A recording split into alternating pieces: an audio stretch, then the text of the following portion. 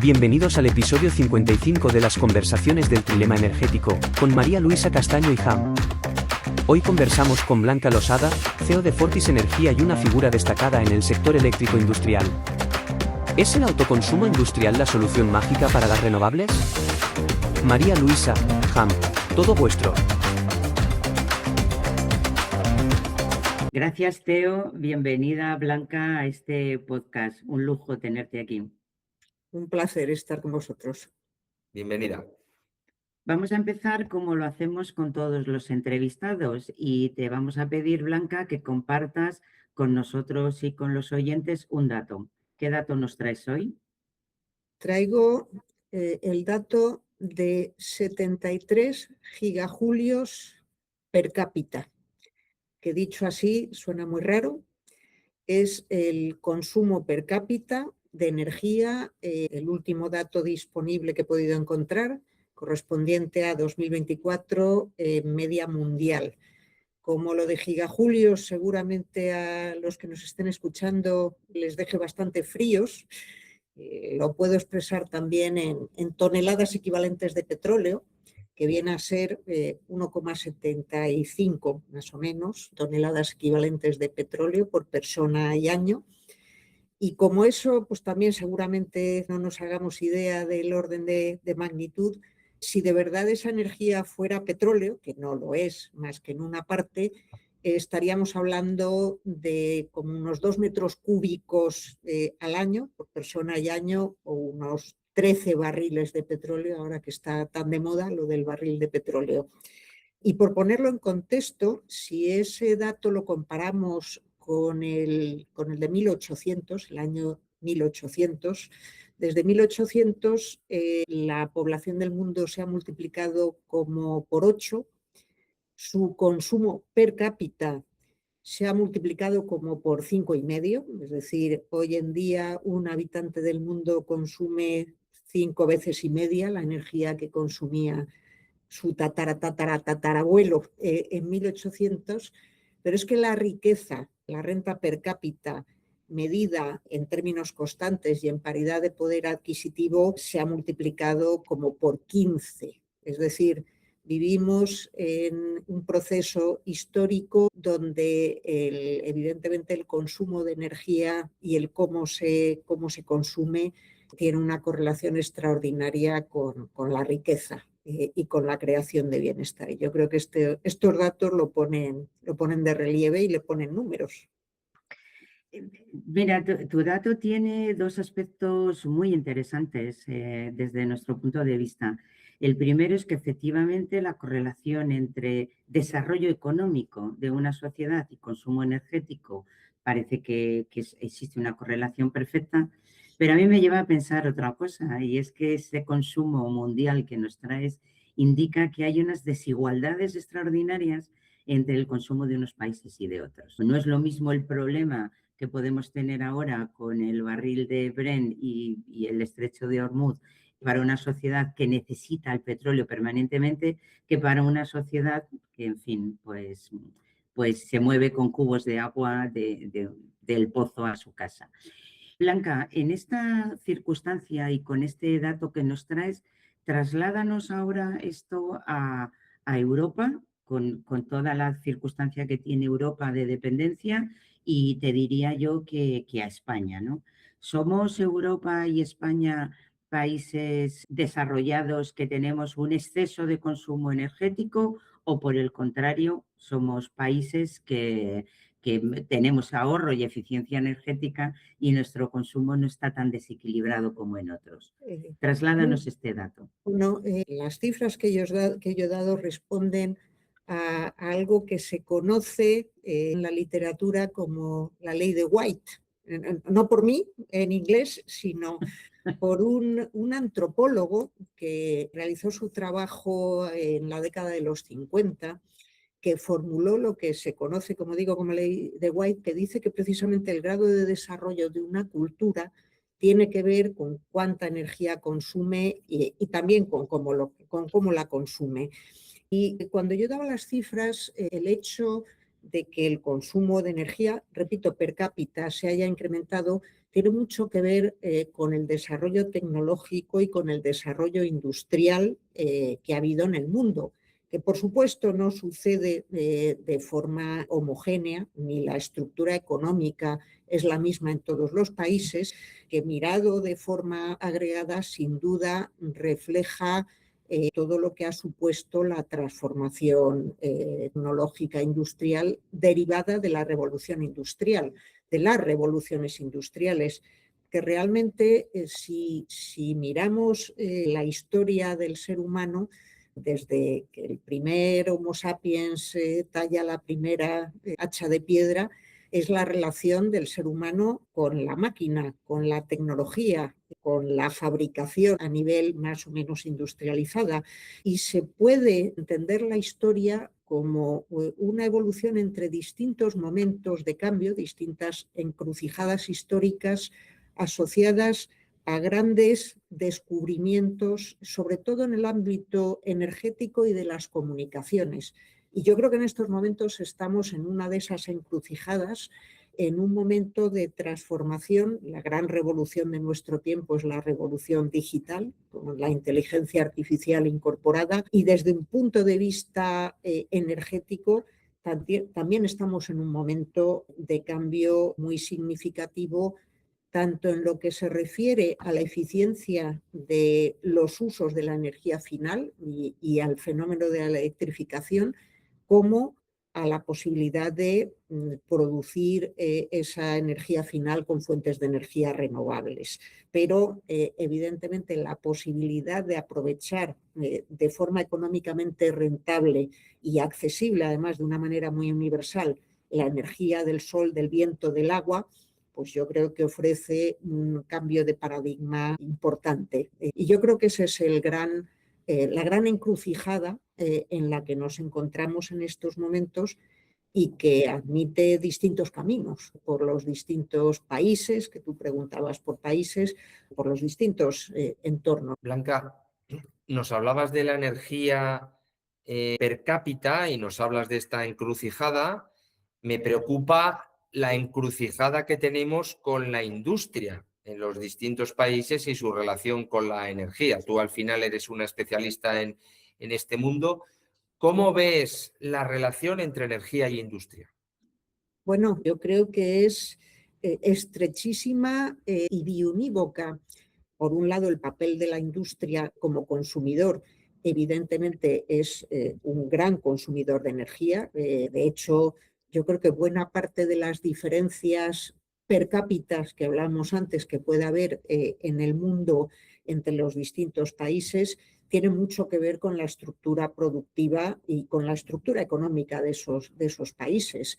Pero si pensamos realmente en qué consiste o cuáles son los dos grandes líneas maestras de esta transición energética, yo creo que hay dos grandes vectores. Uno es que somos capaces de utilizar cada vez más la electricidad como vector de uso final.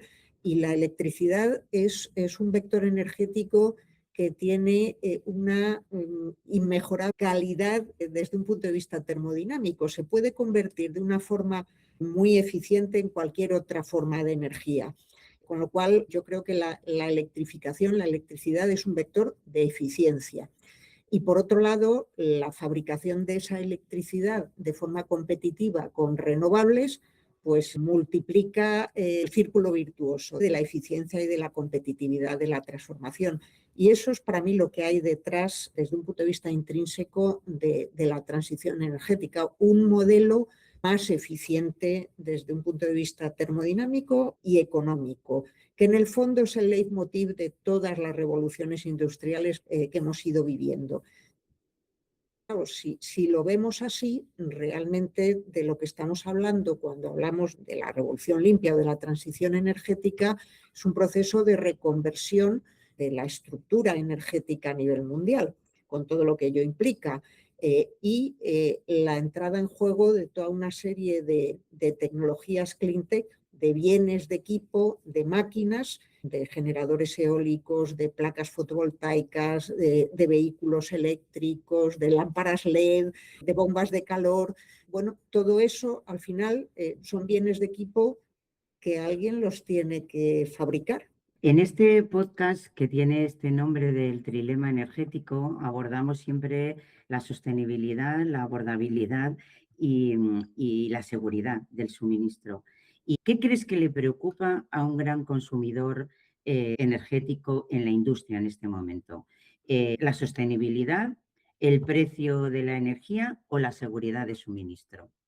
Yo creo que estamos viviendo en estos momentos, o hemos vivido desde, yo diría, desde la crisis del COVID, pues una serie de toma de conciencia por la vía del susto, que se tiene que atender a todas estas prioridades de una manera equilibrada. Y yo diría que en estos momentos, sin duda, en el corto plazo, la competitividad económica es clave.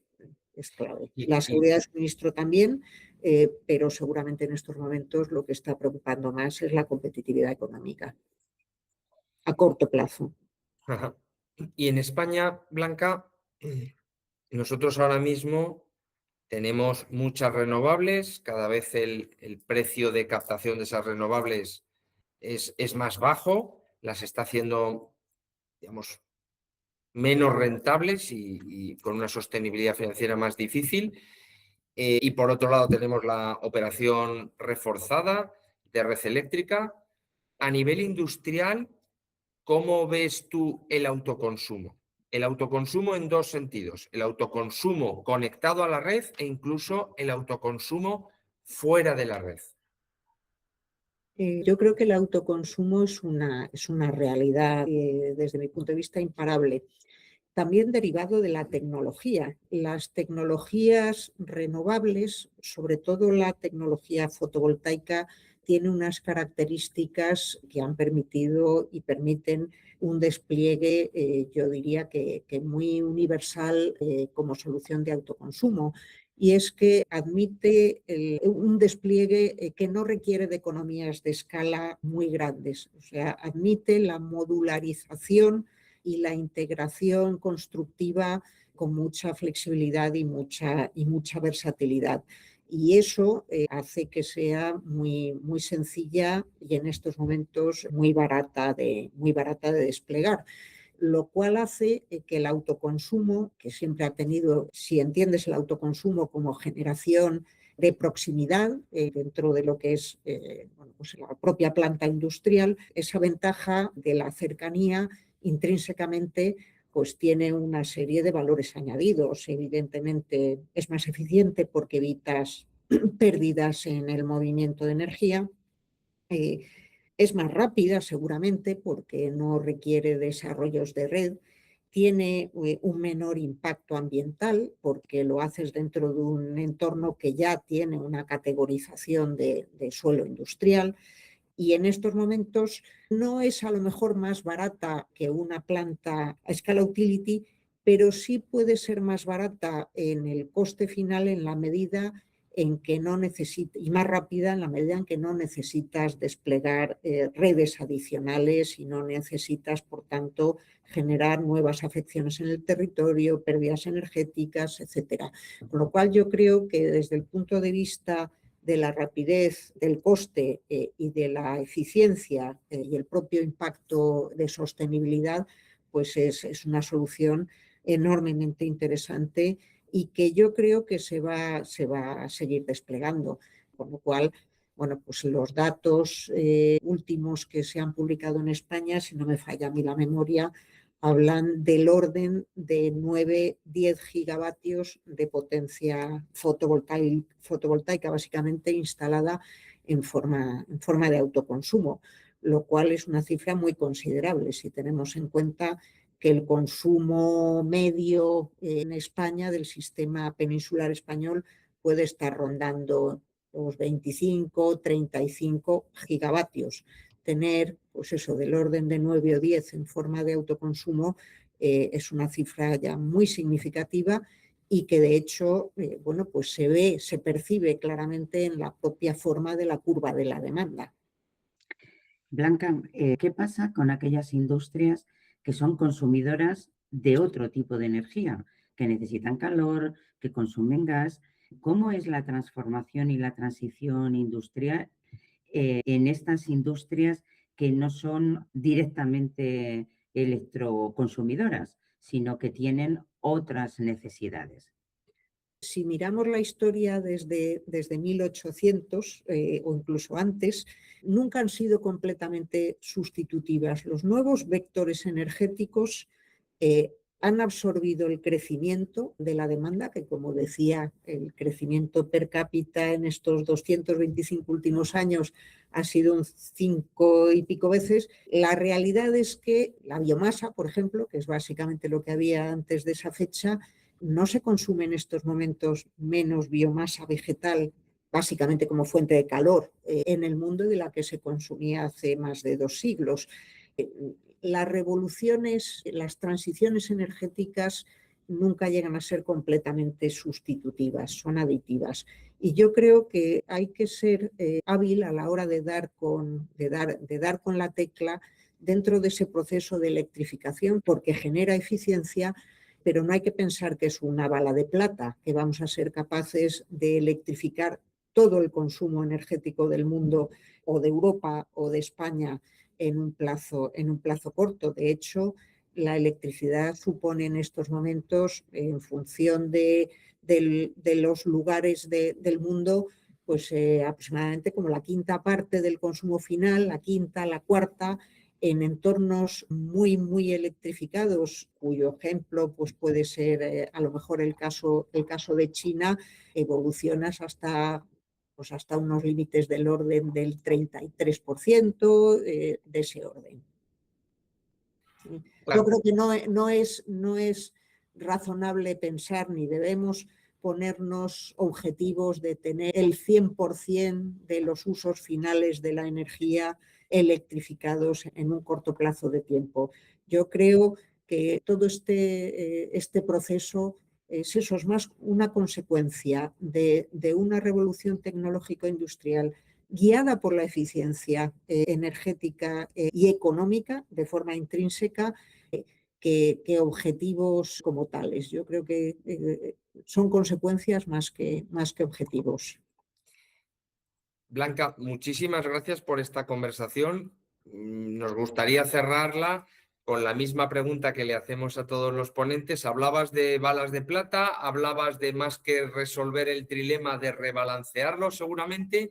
Si pudieras pedirle a la lámpara de Aladino un deseo para encontrar ese punto de equilibrio perfecto, ¿qué le pedirías? Mira, yo creo que el trilema, que consiste en equilibrar los 3 vértices del triángulo, se gestiona actuando sobre otro triángulo, que es el que conforma la tecnología, el mercado y la regulación. La tecnología como elemento impulsor, el mercado como elemento tractor, y la regulación debe definir un campo de juego, un marco de desenvolvimiento del proceso que permita que aflore precisamente el valor de la tecnología y del mercado. En ese sentido, mi deseo sería que los responsables institucionales en las distintas instancias tengan el sentido de la realidad y el sentido también de la urgencia que es necesario para comprender todo esto y para gestionarlo de una manera eficaz. Entonces, yo pediría eso. Bueno, tiene tarea, Aladino, con tu petición. Tiene tarea. No se lo vamos a poner fácil, ¿no? Oye, muchas gracias, Blanca, por responder a nuestras preguntas y estar en estos micrófonos. Ha sido un lujo conversar contigo. Muchas gracias. Muchas gracias a vosotros. Esperamos que os haya gustado. En el próximo episodio hablaremos con otro experto del sector. ¿Ya verás el sorpresón? No te lo pierdas y suscríbete en la plataforma de tu elección, YouTube, Spotify, Amazon, Apple o iVoox. Te esperamos.